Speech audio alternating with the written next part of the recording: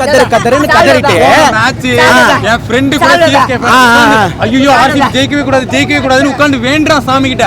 அந்த மாதிரி தான் இவ்வளவு வருஷம் வேண்டானுங்க ஆர்சிபி. சரி சார் என்ன பண்றாரா இங்க சேப்பாக் வாசல்ல இந்த கப்ப வச்சு என்ன பண்றாரு? உங்களுக்கு கொடுக்க வந்தேன். உங்க கனவு ஒரு நிமிஷம் கூட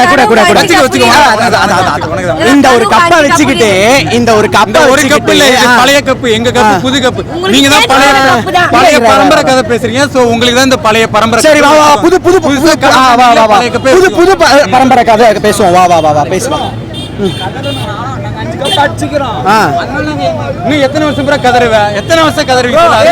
ஒரு மேட்ச் ஜெயிக்க என்ன பண்ணனும் தெரியல. எங்க தலைவர் அப்பா 2010ல ஒரு கப் அடிச்சு இவங்க ட்ரீம் அப்படியே நிறைவேற்றிட்டாரு. 2010ல எங்க தலைவர் நீ பெங்களூர் வந்தல அத கேட்டேன். அவங்க பெங்களூருக்கு சிஎஸ்கே மேட்சுக்கு வந்தேன். இப்ப நீ இங்க வந்து சிஎஸ்கே நீ மேட்ச பாத்தியா? பாத்துட்டு மேட்ச் நல்லா இருக்கா நல்லா இல்லையா அப்படின்றத ஒரு வார்த்தையில சொல்லிட்டு போகணும். நான் ஏன்டா கதற போறேன்? என் ஓன் கிரவுண்ட்ல நான் ஜெயிச்சிருக்கேன்டா. புரியுதா? இப்படிதான் கதறுவாங்க. டிபிக்கல் ஆர்சிபி ஃபேன்ஸ் இப்படிதான் கதறுவாங்க.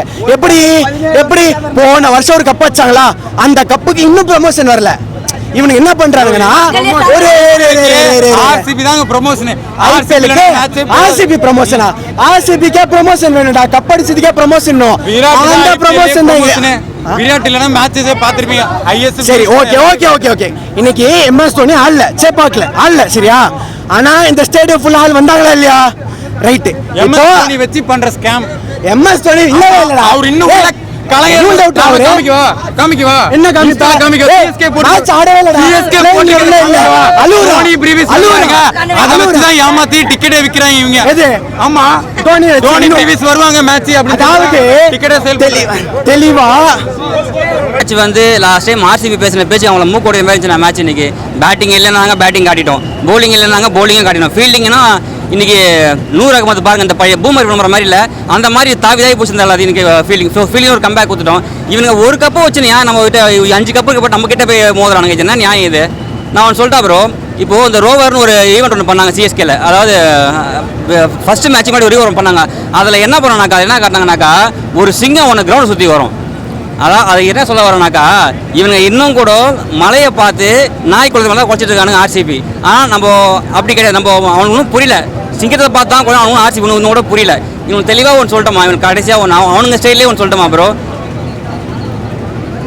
நம்ம சிஎஸ்கேவை பார்த்து குலைக்காத நாயம் இல்லை, நம்ம சிஎஸ்கேவை பார்த்து குறை சொல்லாத வாயம் இல்லை.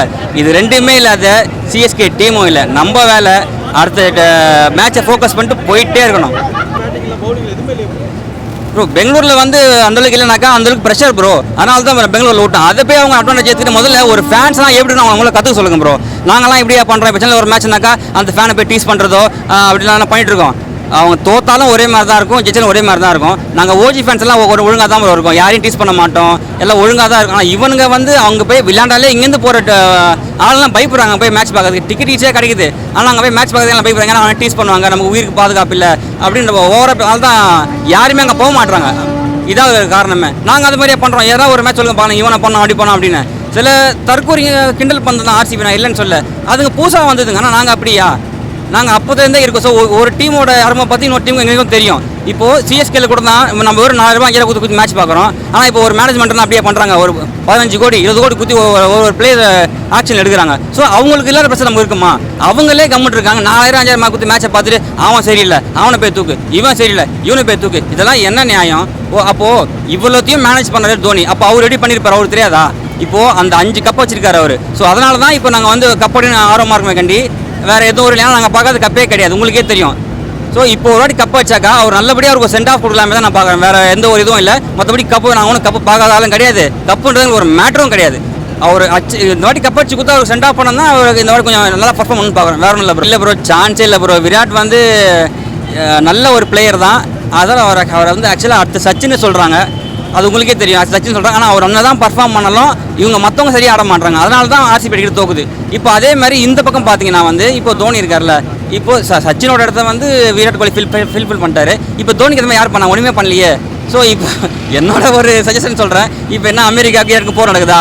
இந்த போர் நடந்து இந்த போர் பெருசாகி இந்த உலகமே அழிஞ்சாலும் இன்னொரு தோனி வர வாய்ப்பு இல்லை ப்ரோ. பட் ஆனால் ஒரு இடத்த யாராவது ரீஃபில் பண்ணி தானே ஆகணும். சிஎஸ்கே அந்த இடத்துக்கு திரும்ப யாராவது ஒரு ரீஃபில் பண்ணி தானே ப்ரோ. இல்லை ப்ரோ, எல்லாருமே வந்து பர்ஃபார்ம் பண்ணுவாங்களே கண்டி தோட இடத்த யாரும் ஃபில் பண்ண வாய்ப்பே கிடையாது. அந்த பறக்கிற சூரியனே இந்த பக்கம் ஊச்சா கூட இன்னொரு தோனி வர வாய்ப்பே இல்லை ப்ரோ. ஸோ இவங்களை பர்ஃபார்ம் பண்ணுவாங்க, அவங்க பேட்டிங் பண்ணுவாங்க, இல்லை ஃபீல்டிங்கில் பண்ணுவாங்க, இல்லைனா ஒரு நல்ல ஒரு ஆல்ரவுண்டு காட்டுவாங்க கண்டி. யாருமே தோனியோட இடத்த ரீப்ளேஸ் பண்ணவே மாட்டாங்க ப்ரோ. ஆஷா கேப்டனாக இருந்தாலும் சரி, எதுவானாலும் சரி, வாய்ப்பே கிடையாது. ஒரே ஒரு சூரியன் தான், அதான் தோனி. சஞ்சு ருத்ராஜ் அதுக்காக தான் வந்திருக்காங்க சொல்கிறாங்க தோனிக்காக. ஸோ இதான் லாஸ்ட் மேட்சாக இருக்குன்னு சொல்கிறாங்க. ஸோ அதை பற்றி என்ன நினைக்கிறீங்க? இது ஒரு லாஸ்ட் மேட்ச் இருந்தாக்கா நான் சந்தோஷம் தான் படுவேன். ஏன்னாக்கா அவர் 2023 கப் போய் சொல்லிட்டார், நான் ஃபேன்ஸ்க்காக தான் விளையாடுறேன், அவங்க அப்பயே சொல்லிட்டாரு. ஸோ எங்களுக்காக கஷ்டப்பட்டு அவர் இன்னும் விளையாடிட்டு இருக்கிறது நம்ம மனசு கஷ்டமாக இருக்குது. ஸோ இப்போ கப் அடிச்சு கொடுத்தா ஒரு நல்லபடியாக சென்ட் ஆஃப் பண்ணால் நல்லாயிருக்கும். ஓகே, நீங்கள் சஞ்சுவோட பர்ஃபார்மன்ஸ் நல்லா இருந்தது, பட் அவர் ருத்ராஜ் சொல்கிற அளவுக்கு இல்லைன்னா ஸோ அதை எப்படி பார்க்குறீங்க ப்ரோ? அப்படிலாம் ஒன்றுமே இல்லை ப்ரோ. அவர் தான் தொடர்ந்து வேர்ல்டு கப்லேயே வந்து மேன் ஆஃப் த சீரிஸ் வாங்கினாரு. இப்போ ஃபஸ்ட்டு ஒரு 2 மேட்ச் வந்து கொஞ்சம் தடுமாறாரு, 3வது மேட்ச் தெரிஞ்சாரு. இப்போ 4வது மேட்ச் பாருங்க, அவரோட ஃபார்முக்கு வந்துட்டாருங்களா, அதுதான் இப்போ திருப்பி அந்த ஃபார்ம் அப்படியே கண்டினியூ பண்ணுவார் அவர். இந்த சீசனில் நம்ம கூட யாரும் டஃப் கொடுப்பான்னு நினைக்கிறீங்க? ஸோ இப்போ தான் சிஎஸ்கே ஃபார்ம் ஆயிருக்கு. ஓகே, ஸோ யாரும் டஃப்பாக இருக்குன்னு நினைக்கிறீங்க? கண்டிப்பாக ஆறாரு ப்ரோ ராஜஸ்தான் ராயல்ஸ் கண்டிப்பாக. ஏன்னா இப்போ இருக்கிறதுக்கு அவங்க தான், இவங்க ஒரு பிளே ஆஃப் போனாலும், அவங்க பிளே ஆஃப் குவாலிஃபை உள்ளே வந்தாலும் இவங்க சிஎஸ்கே கண்டிப்பாக ஆறாரு தான் இருப்பாங்க. இன்னைக்கு கொஞ்சம் பேட்டிங் பவுலிங் லைனப்லாம் மாற்றி டிஃப்ரெண்ட் பிளேயர்ஸை வந்து ஸ்குவாட் இன்க்ளூட் பண்ணால் நல்லா இருந்துச்சு. ஃபீல்டிங் இன்னைக்கு நல்லா இருந்துச்சு. டெவால் பிரேவிஸ் வந்து வந்ததுக்கப்புறம் ஃபீல்டிங் வந்து பின்னிட்டாரு. ஜாமி ஓவர் டைமும் வந்து பவுலிங் சூப்பராக போட்டு செம்மையாக எடுத்து சஞ்சு சேட்டன் ஆல்வேஸ் இது வந்து கடைசி தான் ஒரு நேம் ப்ரூவ் பண்ணிட்டாரு. எதுக்காக டீமுக்கு எடுத்துகிட்டு வந்தோமோ அதை கரெக்டாக பண்ணார். ரொம்ப நாளாக வந்து ஓப்பனிங் வந்து கிக் ஆகலன்னு நினச்சோம். இன்னைக்கு ஓப்பனிங் நல்லா இருந்துச்சு, நல்லா பண்ணார் சஞ்சு. இல்லை ஜாமி ஓவர்ட்டோட பவுலிங்கு, அதுக்கப்புறமா வந்து டெவால் பிரேவிஸோட கேச்சஸ் எல்லாமே ரொம்ப இம்பார்ட்டன்ட் பண்ணேன். ஸோ எல்லாருமே நல்லா பண்ணாங்க. பவுலிங் நல்லா இருந்துச்சு இன்னைக்கு, அது ஒரு பெரிய ப்ளஸ் பாயிண்ட். இன்ட்ரெஸ்டிங்காக தான் போச்சு. பவுலிங்கும் நல்லா இருந்துச்சு, அதுதான் சர்ப்ரைசிங்காக இருந்துச்சு. பவுலிங் நல்லா இருந்தது தான் இன்னைக்கு மேட்ச் நல்லா போனதுக்கு மெயின் ரீசன். அவர் ஃபார்முக்கு வரல, பட் இன்னைக்கு பவுலிங் ரொட்டேஷன்ஸ் நல்லா இருந்துச்சு. பவுலிங் வந்து கரெக்டாக எல்லாருக்கிட்டையும் கொடுத்த மாதிரி இருந்துச்சு. அண்ட் ஸ்குவாடில் பண்ண பிளேயிங் லெவலில் பண்ண சில சேஞ்சஸ் வந்து ரொம்ப இம்பார்ட்டண்ட்டாக இருந்துச்சு, நல்லா இருந்துச்சு. சொல்லலாம், சிஎஸ்கே கம்பேக் சொல்லலாம். Just beginning. சிஎஸ்கே குத்தாங்க பாருங்க கம்பேக்கு. ஒரு 3 மேட்ச் ஜெயிக்கலன்னா ஃபேன்ஸ் தோல்வி இதுக்கு கொடுக்குறாங்க, ஆனால் கன்ஃபார்மாக சூப்பராக ஜெயிச்சிருக்காங்க. அதே மாதிரி சஞ்சு சாம்சன் முதல் ஐபிஎல் சீசன் செஞ்சுரி போட்டுக்கிறாரு, எவனுமே இது வரைக்கும் போட்டதே இல்லை, சேட்டா போட்டுக்கிறாரு போல். அதே மாதிரி இது வெறும் ஆரம்பம் தான், இனிமேல் ஜெயிச்சுட்டு வருவாங்க லைன் பை லைனாக. டோனி வந்துடுறாப்புல, டெவால் பிரேவிஸ் வந்திருக்காரு, ஆனால் ஆடே இல்லை. நீ ஆட வேணாப்பா, நாங்களே பார்த்துக்கிறோமான்னு சொல்லி நம்ம ஓப்பனிங்கே பார்த்துட்டாங்க. சஞ்சு சாம்சனும் சரி, மாத்திரையும் சரி. கேக்கோட கொஞ்சம் கேப்டன்சி ப்ரெஷரால் கொஞ்சம் பேட்டிங் ஸ்ட்ரகிள் பண்ணிருக்காரு, பட் பரவாயில்ல. இன்னைக்கு ஃபீல்டிங் எல்லாருமே சூப்பராக பண்ணாங்க. அதே மாதிரி அகில் ஹுசைன் சூப்பராக போட்டார் ஸ்பின்னு. ஜடேஜா அவர் ஃபஸ்ட்டே இறக்கிருக்கலாம், லேட்டாக இறக்கிருக்காங்க. ஜடேஜா 2.1 சும்மா சொன்னால் நல்லா எக்கானமி பண்ணார். 100 அஹமதும் நல்லா டஃப் கொடுத்தாரு போல். இப்போது புது பவுலர் குர்ப்ரீத் சிங் மேட் என்ட்ரிக்கு ரீப்ளேஸ்மெண்ட்டாக நல்லா போட்டார். இதே மாதிரி நெக்ஸ்ட் மேட்ச்க்கு அவரே போகலான்னு நினைக்கிறேன். ஸ்டீஃபன் ஃப்ளெமிங் அதை பற்றி யோசிச்சு கரெக்டாக பண்ணணும். கேப்டன் பரவாயில்ல, போன மேட்சோட இந்த மேட்ச் நல்லா பண்ணியிருக்காரு. அவர் பேட்டிங் மட்டும் கொஞ்சம் இம்ப்ரூவ் பண்ணோம் ருத்ராஜ் கேக்வாடு. ஆமாம், அது கம்பேக் கொடுக்கல. பிளே ஆஃப்ஸில் பாப்பா, அப்படியே பிளே ஆஃப்ஸில் வருவாங்க. அவங்க பிளே ஆஃப்ஸில் பார்த்துக்கலாம். ஃபஸ்ட்டு அவங்க பிளே ஆஃப்ஸ் வருவானான்னு தெரியல, போன மேட்ச் தோத்துறாங்க. இருந்தாலும் பார்ப்போம். டிசப்பாயிண்ட் ஆகிட்டாங்க. இது சரியான பதிலடியாக கொடுத்தாங்க. எக்ரி திருப்பி கம்பேக் கொடுப்பாங்க இன்ஷால்லா. ப்ளஸ் பேட்டிங் கேப்டன்சி ப்ரெஷரால் அவர் கொஞ்சம் ஃபார்மில் இல்லை. கண்டிப்பாக நெக்ஸ்ட் மேட்ச்சில் கம்பேக் கொடுப்பாருன்னு நினைக்கிறேன். டோனி இல்லாமல் கொஞ்சம் இதுவாக இருந்துச்சு. அவர் இருந்துச்சுன்னா இன்னும் பட்டை கழிப்பிருப்பார். அவர் வந்து அடிப்பார் போல். நெக்ஸ்ட் மேட்ச் வந்து ஒரு சும்மா ஒரு 2-3 பால் அடி பண்ணார் கூட ஃபேன்ஸு சந்தோஷமாயிட்டாங்க. அவங்க வந்து டிக்கெட் போட்டு காசு வாங்குறதுக்கு ஒரு பார்த்துட்டு மனசு திருப்தி ஆகிடும். டிஜே சென்னு எல்லாரும் சூப்பராக ஃபேன்ஸ் நல்லா என்டர்டெயின் பண்ணிகிட்டே இருந்தார். சூப்பராக அப்படியே ஃபேன்ஸ் நிறைய டயர்ட் ஆகாமல் அப்படியே என்டர்டெயின்மெண்ட் பண்ணிகிட்டே இருந்தாங்க நல்லா. அதே மாதிரி நெக்ஸ்ட் மேட்சும் கண்டிப்பாக ஃபேன்ஸ் எதிர்பார்த்து வருவாங்க. கண்டிப்பாக நம்ம ஜெயிக்க பிளே ஆஃப்ஸ் குவாலிஃபை பண்ணுவோம். கன்ஃபார்மாக ஃபைனல் ஜெயிக்க பார்ப்போம் இன்ஷால்லா. சிஎஸ்கே இந்த மாதிரி ஆடின எல்லா மேட்சுமே ஜெயிக்க வாய்ப்பு இருக்குது. அதே மாதிரி இதே மெயின்டைன் பண்ண அவங்க கண்டிப்பாக. ஃபஸ்ட் டைம் சேப்பாக்கு வரேன். சேப்பாக் ஃபஸ்ட் மேட்ச்சில் சிஎஸ்கே ஜெயிச்சிருச்சு.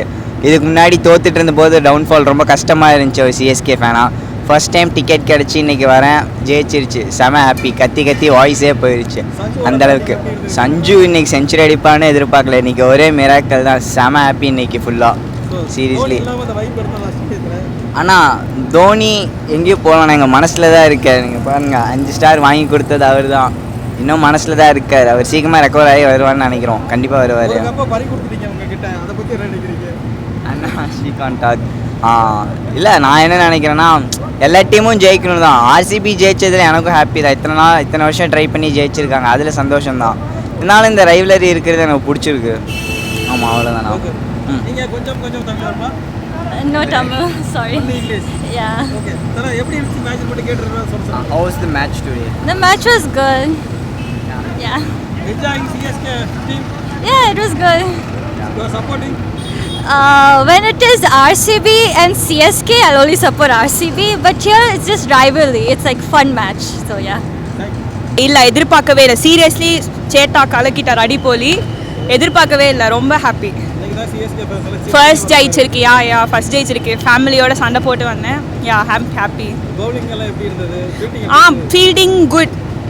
ரொம்ப எக்ஸலென்ட்னு சொல்ல முடியாது, நல்லா இருந்துச்சு. லாஸ்ட் மேட்சஸை கம்பேர் பண்ணும்போது நல்லா இருந்துச்சு. இதே மாதிரி போனாங்கன்னா அட்லீஸ்ட் ஏதோ சான்ஸ் இருக்குன்னு சொல்லலாம். ஆக்சுவலி தலைக்காக தான் வந்தேன், தலை தரிசனம் கிடைக்கல. பார்க்கலாம் நெக்ஸ்ட் மேட்சஸில் கிடைக்கும்.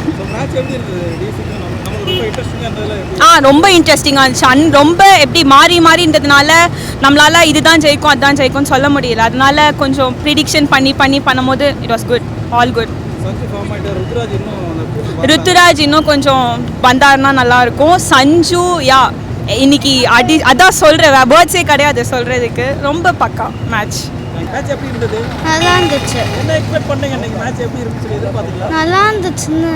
ஓகே. பேட்டிங் எல்லாம் எப்படி இருந்தது? நல்லா இருந்துச்சு. நல்லா இருந்துச்சு. யாரோட பேட்டிங் நல்லா இருந்தது? எல்லாருமே. எல்லாத்துக்குமே. தோனியை பார்த்தீங்களா? ஆஹா. வரல தோனி. ஓகே. ஏன் ரொம்ப பயமா இருக்கா?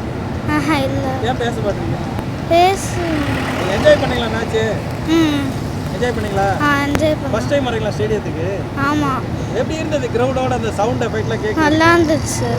ஹாப்பியா? ஆமா. Thank you.